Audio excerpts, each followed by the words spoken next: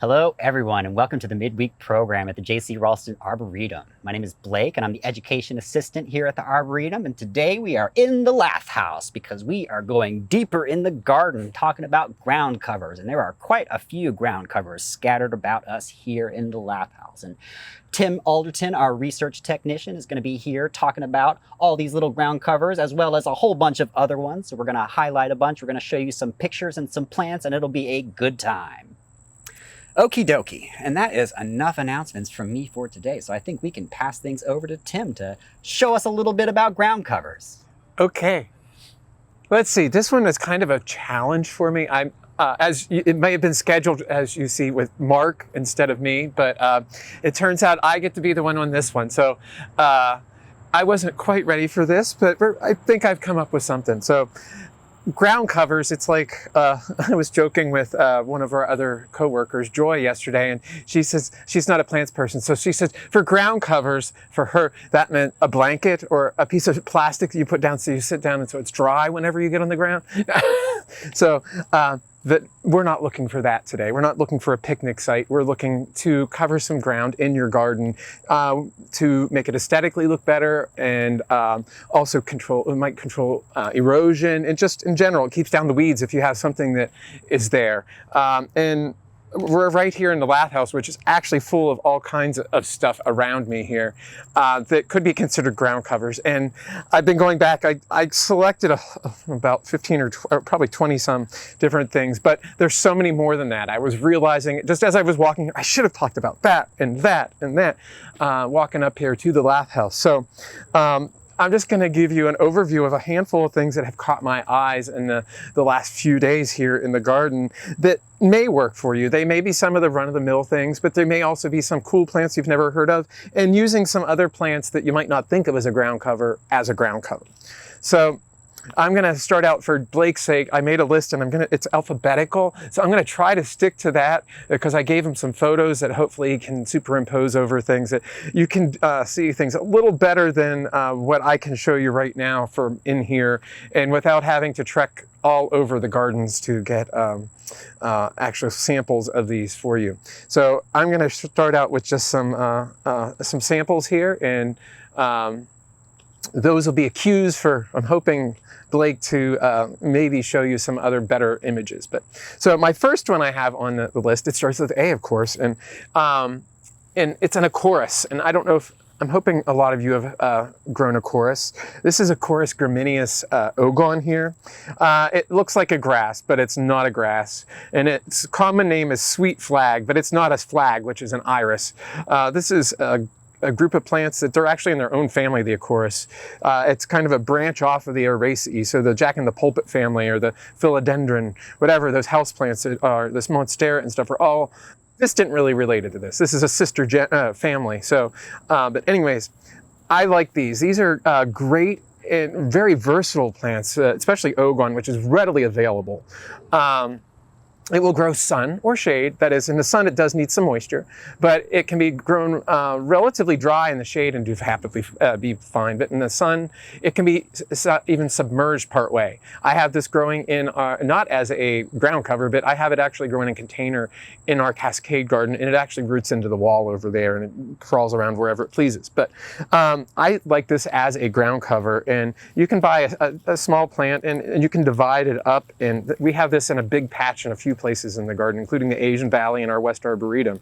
But this is just one I dug out quickly, and the nice thing about it, you can easily divide it. So, and in this case, you can see I'm just making a whole bunch of different plants out of here. But that's one benefit of a ground cover. If it's often something that's vigorous and covers the ground, but it also serves a purpose, like I said. This one, we use this in our rain garden. So this is a great one for areas where there might be some wash issues. The fibrous roots tend to root in very quickly.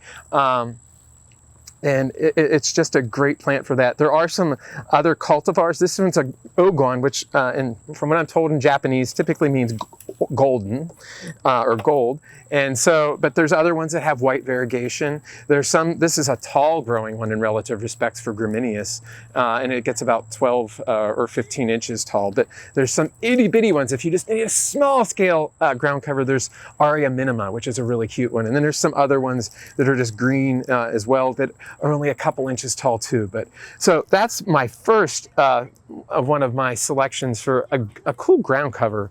And again, we might not think of it that. These are also great just in containers. So it's a multi-purpose plant. So, but you can divide that up, plant these on like 12-inch centers or something like that, and or even 12, 15 inches, and you can cover the ground fairly quickly with that. So, and did I say that one takes sun or shade? So it's really versatile. So the next plant I'm going to go to is, it has a couple different names, but I'm going to go with its what we're calling it now currently is Ajania pacifica. If anybody is growing chrysanthemum pacificum, that's the same exact plant. So this is actually a chrysanthemum. And I think I have a good photo of this as well in there, at least of a clump that's up out on our roof, going out towards our roof garden. This is a plant I've been growing off and on for, I don't know, 25, 30 years anyways. I had it in a pot back home in Pennsylvania because it wasn't fully hardy there. But here it dies back in the winter, but it's almost woody. But it's a really good foliage plant for full sun. And it has late season inflorescence of little yellow buttons all over it. But the foliage is the cool thing about this one. And it will spread. I mean, you can plant them and they'll spread a couple feet after about 2 years. And then it'll go exponentially from there if you let it. I have ours in a really concentrated spot, so it can't escape. But the cool thing about the foliages on this, the upper surface is dark green, or it's actually a blue-green. It has hairs on it, but the undersides are white. And so on the very edges of the leaves, you just get this, it looks like variegation on the edge of it, but it's just the underside of the leaf curving up. And you get to see that, and it's a wonderful contrast. But this plant can take actually fairly dry conditions. Again, I have this going out onto our roof garden, a strip about, it's only about 1.5 feet wide, but it's much longer than that long. It's 10 or 15 feet long. And it fills that up, but it does not get any supplemental water unless I am really, really, really feeling forgiving to it on a hot day like we had yesterday prior to the storms. That we got 9/10 of an inch of rain out of here at the Arboretum, which made me so happy. But anyways, it was unfazed by that temperature, so or the lack of rain that we had been having. So just another slightly different ground cover for you. It gets to be about 12 to 15 inches again, so it's relatively compact, but not so short. You know, some ground covers are only inches tall. I mean, that is truly inches tall. But this is one I'd say a mid-sized plant. It's not tall, but I really like this one for a hot, dry spot though. And long season of interest. It leaves out early in the spring, and then it ends with a bang in the November when it comes into flower. So another cool plant for you there. So my next group here, this is something I think is a little more typical of for us here. I have some Ajugas. But these are some newer Ajugas that we've been growing. So there's 2 different types here, actually 3 different plants, but 2 different types. I have 2 that are considered, I think, Ajuga repens or hybrids thereof. I have, let's see, I have to look at my names. Fierce Falcon, which is this bronze one, which I had this growing in half shade. So it's not as dark as it can be, but if it gets a little more sun, it's more like the center rosettes that are on this, and it's dark purple. And then I have, let's see, this is, I have to think, I'll look at my sheet again. Tropical Toucan is this yellow one.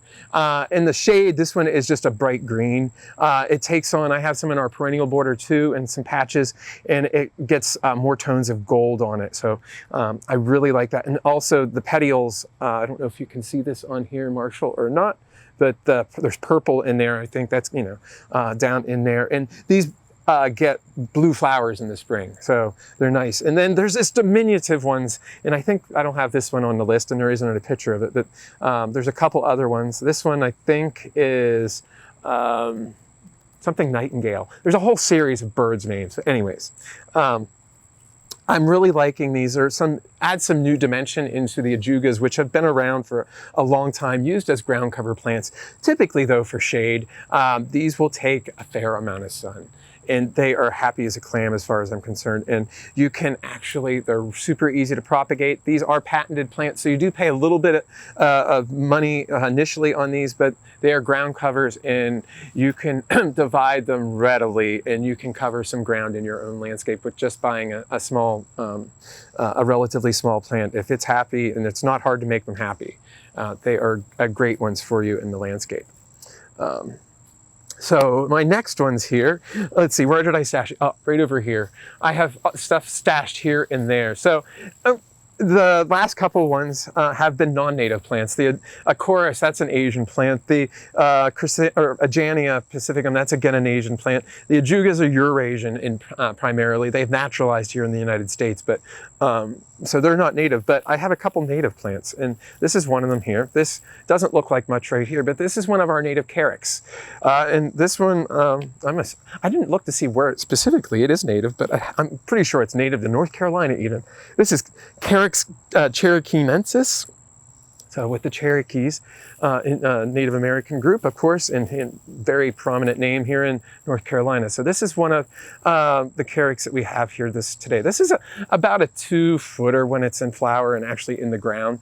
It's quite graceful, has fairly evergreen leaves. You can see some of the old leaves down in here, which actually on a mature clump, it's just really nice to have the contrast in there, really good texture. We're growing this in a really nasty spot underneath our big crepe myrtles that we have down near the visitor center, and they have been doing excellent there for several years now. They've finished flowering now, but still the inflorescence are still, or the seed stalks I should say, are still on here. It has self-sown a little bit over time, but it's never weedy by any means, but it is a nice clumping Carex. But planting it at about, again, a 12 to 15 inch spacing, you can readily fill in that area and have a really nice plant that will take dry, half sun to shade, and do very well for us here in this region of the country. So that's Carex cherokeenensis. And my next one here is a little bit, this is another Carex, and we have lots of them in the garden, and there's actually a couple more Asian ones I have right behind me. This is Carex flacca, which is an adorable little blue one. And again, I didn't look where this one's native, but I think this is an American one as well. There's literally thousands of Carex in the country, and so it's a very common group of plants, and they're found throughout the world then too. But this one has wonderful blue foliage, and I said about 2 feet for that cherokeenensis when it's in flower. This one, on the other hand, is about 4 to 6 inches tall, and it again is growing in the root system of our crepe myrtles, and it is unfazed by that. And it flowers late winter, early spring, and it's already, you can't even tell that it flowered, but just little spikes in the spring. Nothing really to write home about, but the blue in contrast, I don't know, I don't have a real good background here, but I'm hoping you can see it on the pictures I gave Blake over there, that it is a wonderful blue, green. So that's a really good little ground cover, and it's not an overly vigorous one, but it will cover some area, and it'll grow in an area that it's pretty inhospitable, you know, half shade to shade again, and dry, and it's content. So that's a good one for you. So I have to reach around here. I have so many little props here, which are more of like cues for me to remember what I was going to tell you about. So I'm going to get this one here. So not everything, I think, so far, aside from, I mean, the Ajania is, it has foliage most of the year. It does get a little bit ratty in the winter, and you cut it back at best to keep it nice. But most of them have probably 8 to 10, 12 months of green foliage on them. This is one, maybe not, but this is a great woodland plant for us here. This is one of the Disporums, Disporum sessile, and there's a lot of different Disporum sessiles around, and they in general are really good ground covers. They can be very dense. They are actually very vigorous, and they're good for shade as well, part shade. But this is one here, it's a selection, it's a little bigger than some of the other selections I have, but this is Variegatum, which has been around for a very long time. It's kind of a blue-green with a fine white edge on it towards the tip of most of the leaves, and you actually get fruit occasionally that turn black on it. I think you can actually see that in some of the pictures I have included.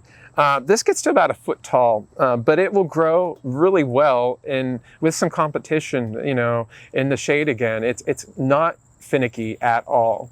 It might want a little more water than the Carex, but not as much water as the Acorus even needs. So it's a pretty versatile plant. It kind of has a reminiscent of a Solomon seal, the polygonatums, but this is a little bit more spaced out, and it has more branches to the stalks.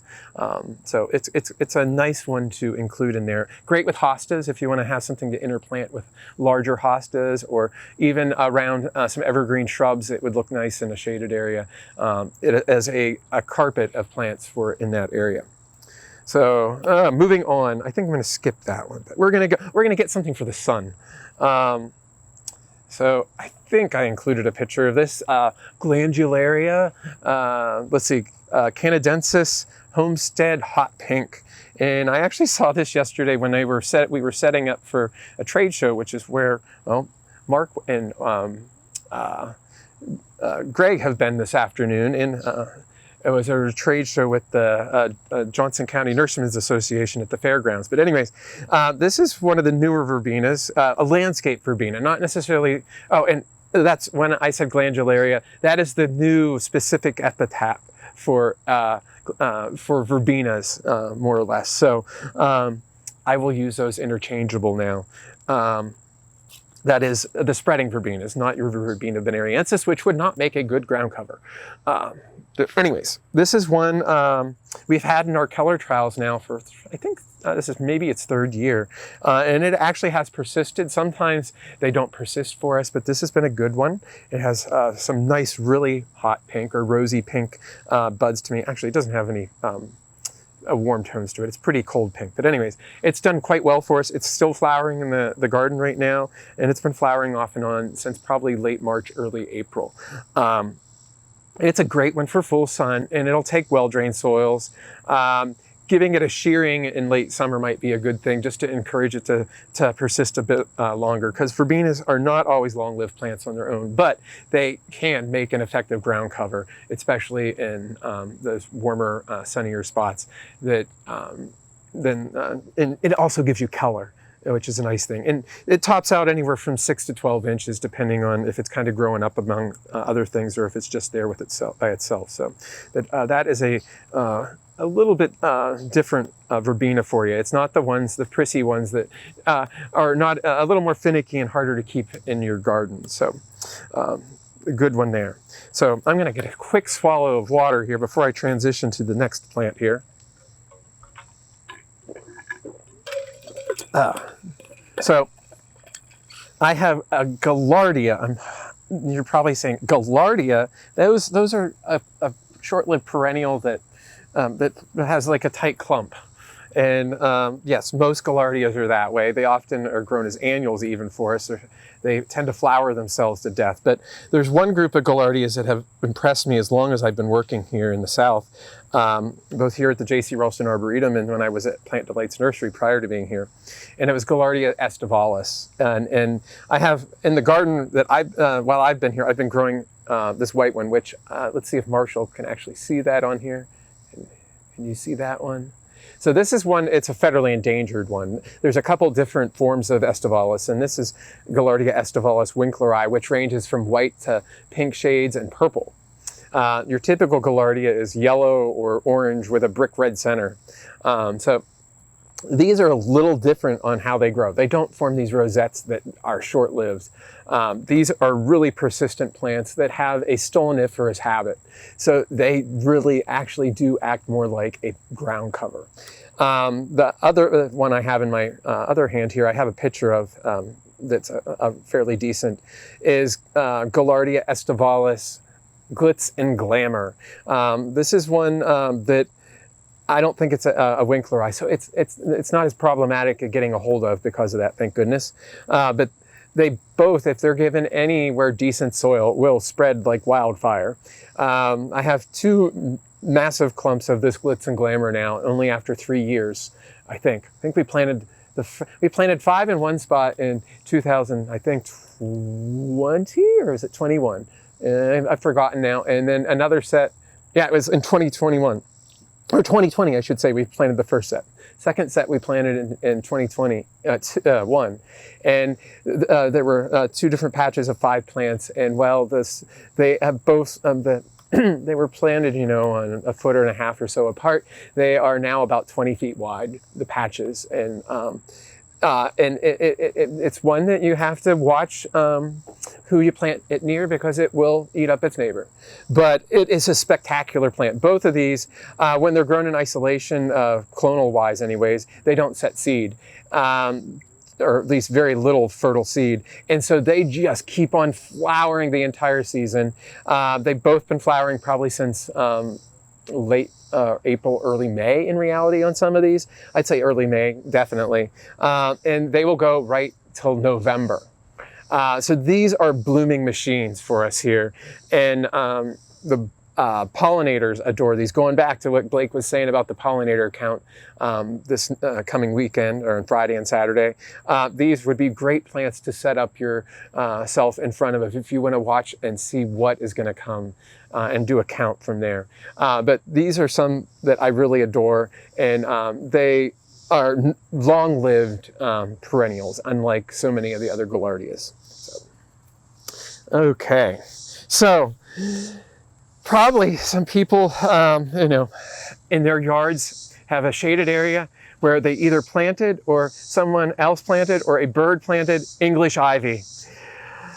I don't recommend English ivy, but there is a cousin of it that I actually do find rather pleasing. Heterocolchica, and I think I have just a general picture of Heterocolchica in the a folder there for Blake to show you.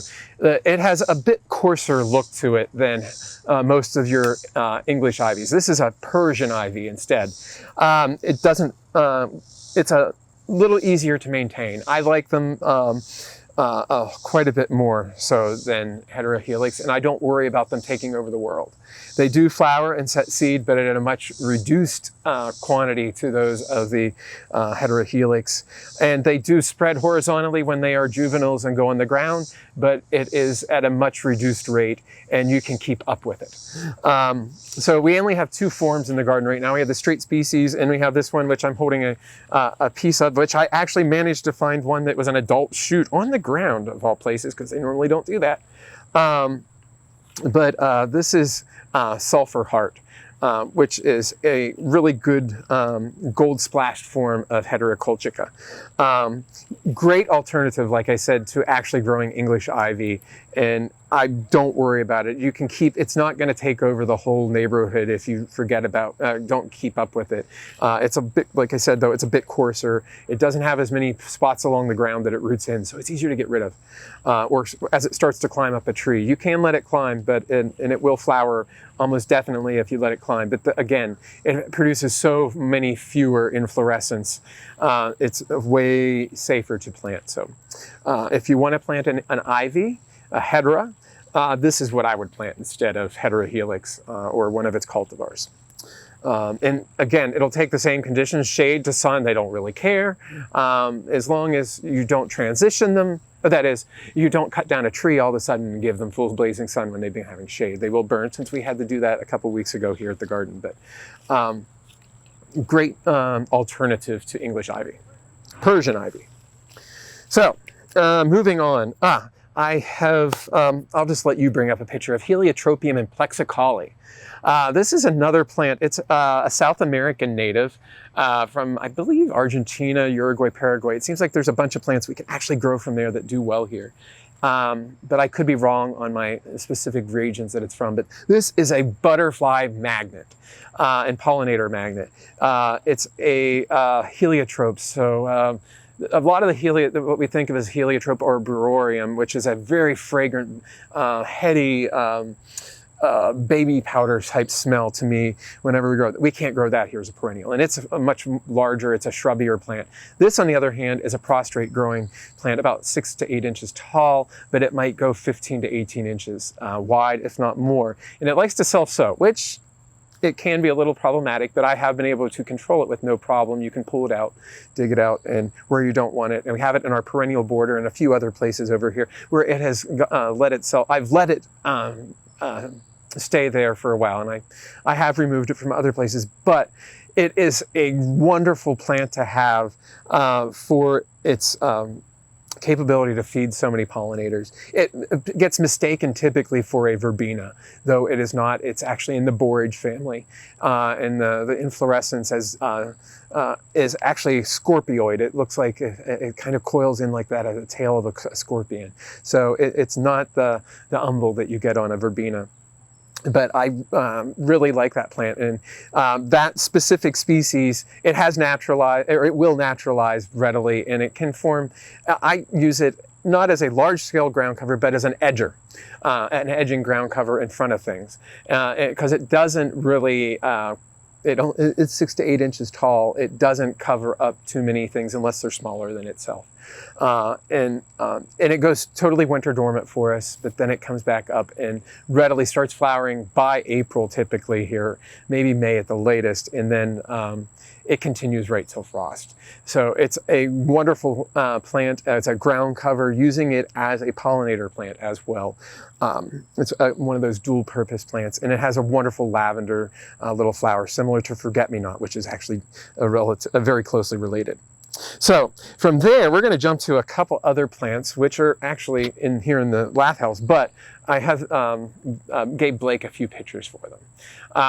The next one, I think, is Hemiboea subcostata, if I remember right. No, subicalis. Subicalis cherokeensis variety, or in cultivar is Jiangxi's bells, which is one that Mark and another fellow brought back from, I think, China about 5 or 6 years ago now. And we've been growing in the garden very successfully. Actually, not too far from me. Over here is a patch, and there's another patch back here. We also have it in open garden in the Asian Valley, where it gets minimal care to it. In all three situations, it has done great. It is a very vigorous spreader. It has stolons that goes out, or rhizomes, whichever you want to look at it, goes out horizontally along the surface of the ground, and they root in. And late summer and into the fall, they're just starting to come into bud on the subicalis. You get a beautiful little foxglove-like flower in clusters, held among these fuzzy leaves that have some veins on them that are a little bit darker pretty often. I like it. And of all things, this is the African violet family. And it actually acts as a ground cover for us here.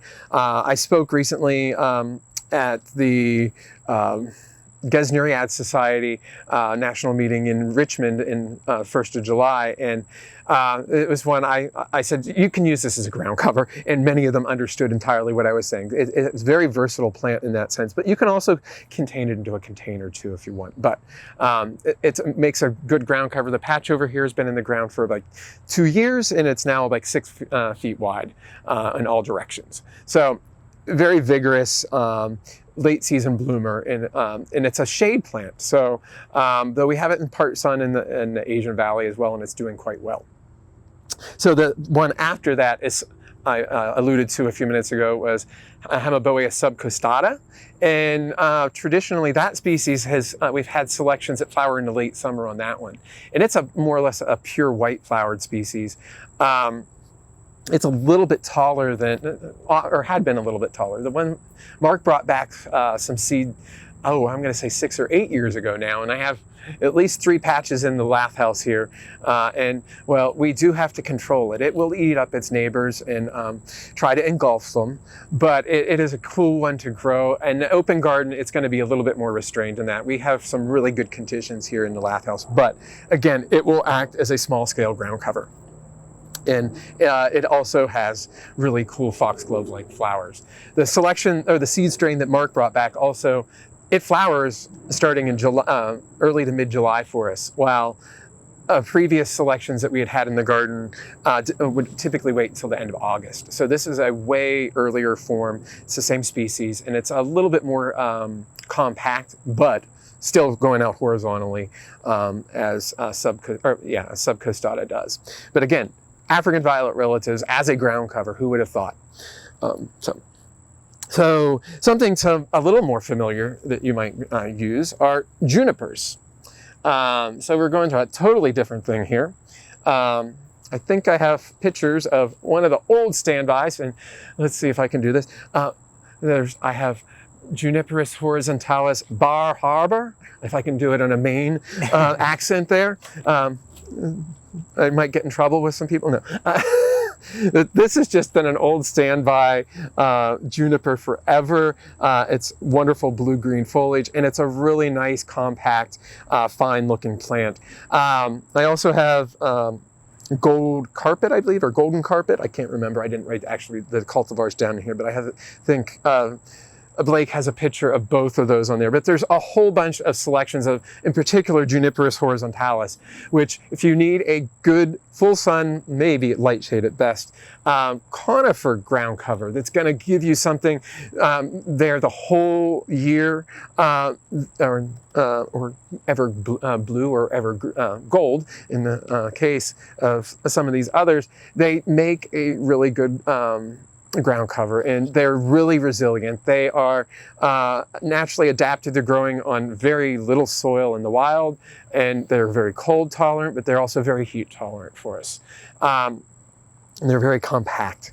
So Juniperus horizontalis and its cultivars are another good one there. So I've tried, I don't know if you've noticed so far, I've tried to get you some things that have more grass-like plants. I've gotten you some things that are rosette forming. They're traditional ground covers like the Ajuga, and then some conifers and some perennials.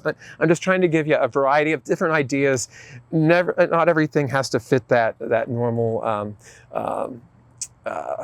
idea of what we think of as a ground cover. So anyways, let's see here. So I'm going to skip those two here. But do I have a picture of a Nepeta or not? Okay, so I have a Nepeta, I think it's Joanne, and I'm forgetting her last name. Reed. Joanne Reed, I think. But some of the more compact Nepetas or catmints make a really good ground cover, especially early in the season. They tend to form mats anywhere from 6 to 12 inches, depending on the selections of them. And they're often covered in nice blue-purple flowers in particular late spring and early summer, but they'll sporadically throw them throughout the rest of the season for us, on top of a blue-green foliage, which to me smells, it has hints of clove and cinnamon in it. It's very pleasant to work with. And again, talk about flowering plants that are good pollinator plants. Nepeta is a wonderful one, especially for the bees, and good nectar there, and it has a all-around good habit for us. A little bit further south, they might start to struggle a little bit, but we are still able to grow them here in this area. Have several different selections throughout the garden. Early Bird is another one we have. We have Walker Jr. and let's see, Six Hills Giant, and or just to name a couple of them. And Six Hills Giant, it only tops out at about a little over a foot, so it's really not that big height-wise. But I just dug up some divisions of that, so I think we can use for our giveaway, hopefully. But our patch was about 8 feet wide, so it hadn't been touched for several years. But if I had taken the time, divided that out, make a wonderful ground cover. And it's one that you want to have near a pathway as far as I'm concerned. Marshall was saying he liked herbs. We asked him what his favorite group of plants were, and he said herbs. And he kept on naming things in the mint family. And this is one of those, and it has wonderful fragrance. It does not sucker like mint. It has a tight rosette, actually. Cut it back in mid to late winter, and it will resprout from that, and you'll still get a beautiful carpet coming up from that. And again, they flower for a fairly long time and look good for us here in this climate. So we are going to one of the plants here, which is actually right behind us, but I think I have a good picture on there as well. Right over here, I don't know if Marshall can do it. I have Ophiopogon japonica Gayuku-ryu, I think is, if I put the right name down on it. And I can't see it from here. Almost, I can. Yes, I have it spelled right too. But anyways, one of the dwarf Ophiopogons, or dwarf monkey grass, or dwarf lily turf, whatever you want to call it. It's a 3 to 4 inch tall one. Great carpeting plant.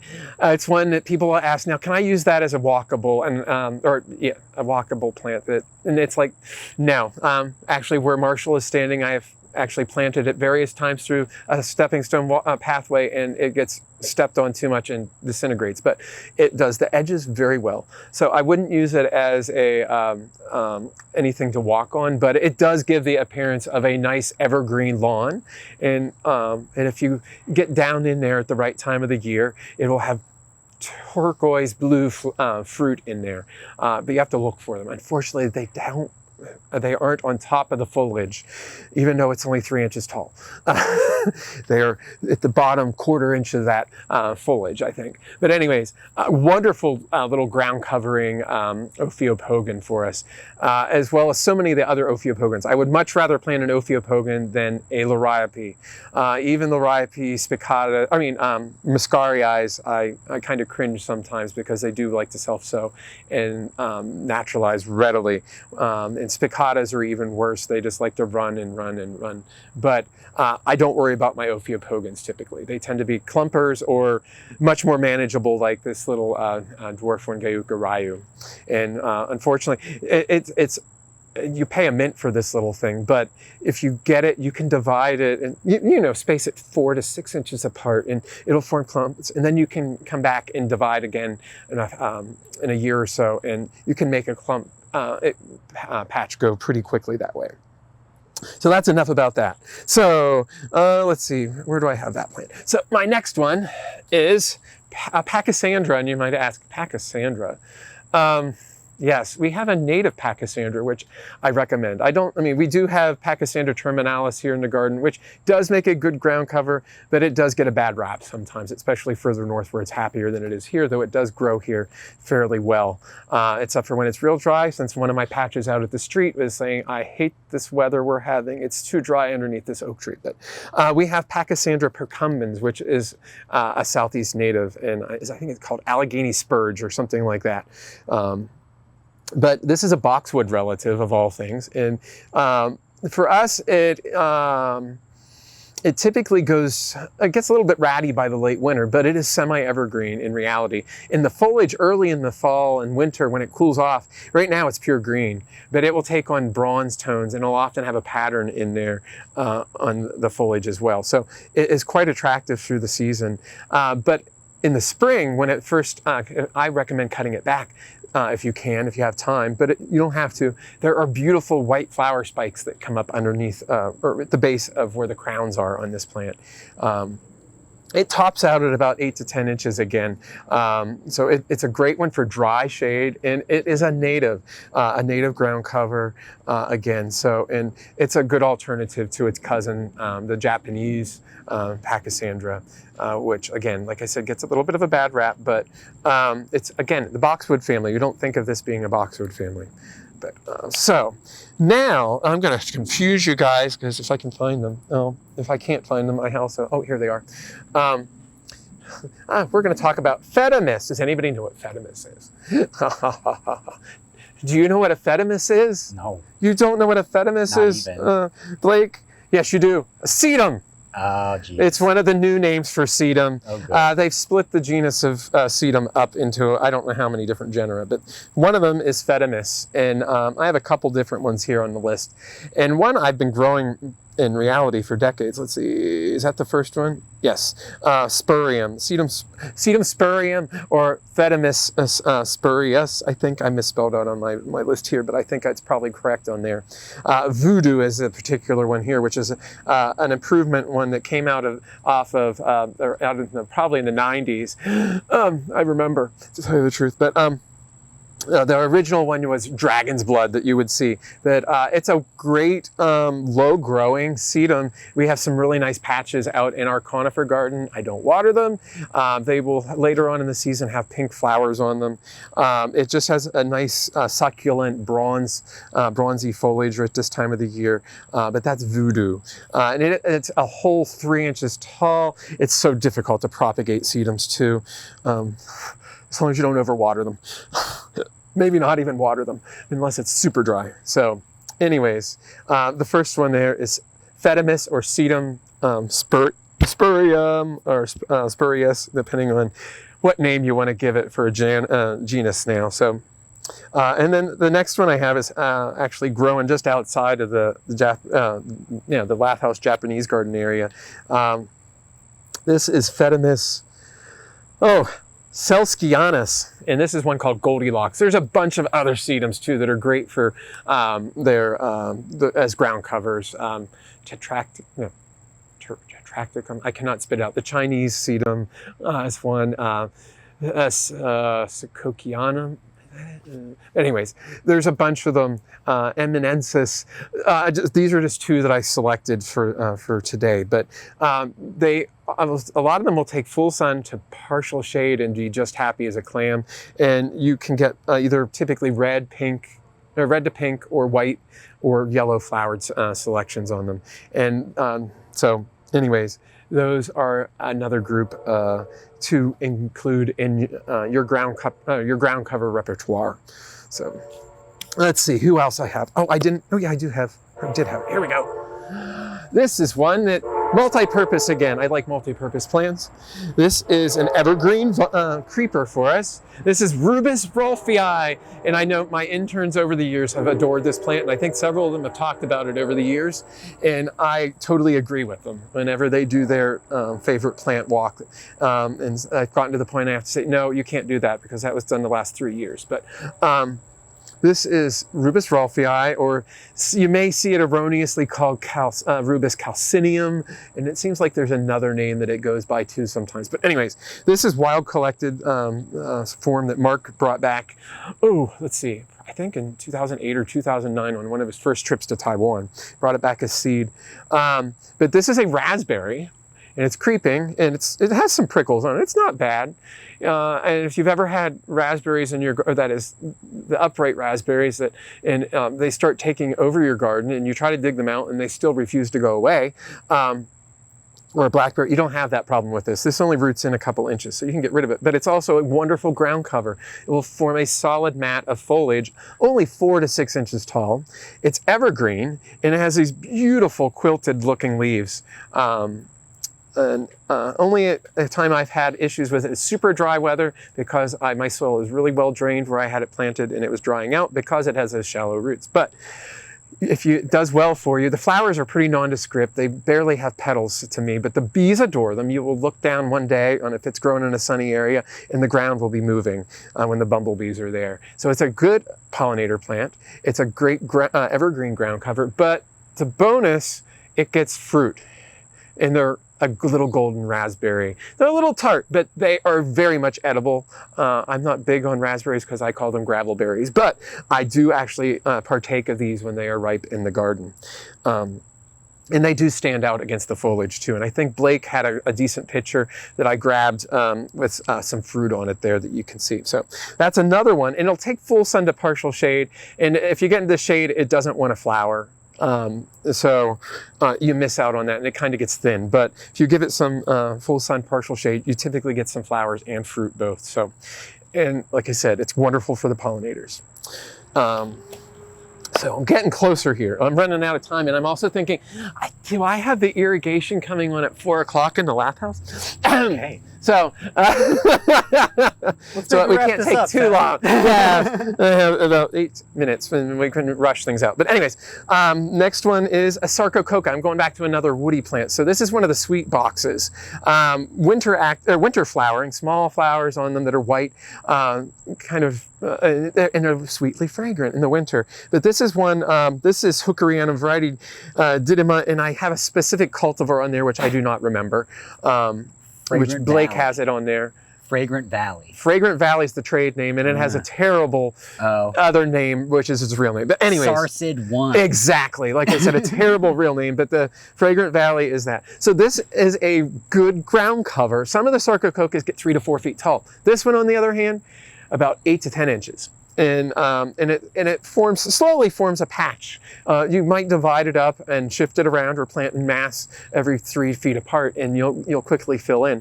But evergreen foliage on kind of a little bamboo-y looking thing, but again, it's a boxwood relative. It's coming into bud right now. So for shade, to part shade, does not like sun. Next plant is actually just over here to the side, but Blake has a picture of it because it'll be really difficult for Marshall to go over that direction. But it is a Selaginella apoda, and I forgot to look up. I believe this is one of our native ones. I thought I lost it a few years ago, but one little piece came right back, and it formed a nice little patch. And we divided this one also recently. This will be, I believe, in our giveaway this fall. So it's one of our native Selaginellas, or fern relatives. They're club mosses. So if in an evenly moist spot, this one could be one for you. We have several other Selaginellas that are also native as well. So, they can take some drier conditions, I think, than this one. But so that's just, I wanted to highlight something a little different on that. But if you have a spot, I think it would work actually really nice between stepping stones. And it does get around. It break off a piece and it'll grow. It's been around for millennia. So anyways, so we're getting close to the end. And this one I don't have a picture of, and I thought I'd taken one, but I didn't. But I do have a few here, fronds. So I'm going with Selaginellas, which are spore plants, spore-bearing plants, and actually some other plants around me are ferns. And this is one that we planted a couple years ago out in mixed border, and I knew that this one was a vigorous one, as I've had the straight species in the garden, and truthfully, I've tried to remove it unsuccessfully. But this is Tholepteris acuminata in a form called cristata. It has crested tips to the fronds. The straight species, excellent ground cover, but again, you have to really want it because it will take over if you let it. And this has done very well. It's a little more decorative, and the patch has expanded very well and formed a really good ground cover. But ferns in general, there are some that aren't just clumping ones that make really good ground covers. And right in front of Marshall, there is, I can't even spit its name out, but there's one that it's a rabbit foot type. It's not an adiantum though, or Delavia, I mean. Right here, and also right underneath Marshall is an adiantum, which I wouldn't use that one everywhere, but I have a adiantum caudatum, for instance. So just to make note of some ferns as a ground cover, not just as that specimen in my shade garden. And I'm getting to my last plant here. And this is one you either love it or hate it, but I see it as another alternative to English ivy, or the trachelospermums. And it was like, Sophia and I were kind of joking about what do you want to use instead of vinca as an alternative. Well, this is a cousin of vinca, vinca minor and major, or next of kin to trachelospermums or Asian jasmines. And I have, I think I have, oh darn, it starts with an H. Hatsuyuki. Yeah, Hatsuyuki, which I think I've managed to remove that one over here. But right behind me, there's a gold form over here. I have a little leafed one over here, Chiramin. But there's a lot of different forms of these. Oh, and there goes my irrigation. So we might be ending things a little bit early here. Yes. I think so that we'll we end it can right at now, least as a matter get of fact. to Marshall, out of the rain. If you'll... So I'm hoping that we don't have too many questions. No, we're going to end it right now. Okay. So thank you so much, everybody, for joining us for this Heath in the Garden with Tim, talking about ground covers. We will be back next week at 3 o'clock with an interview with Brent Heath from Brent Heath from Brent and Becky's Bulbs. So that will be wonderful. We will see you all then.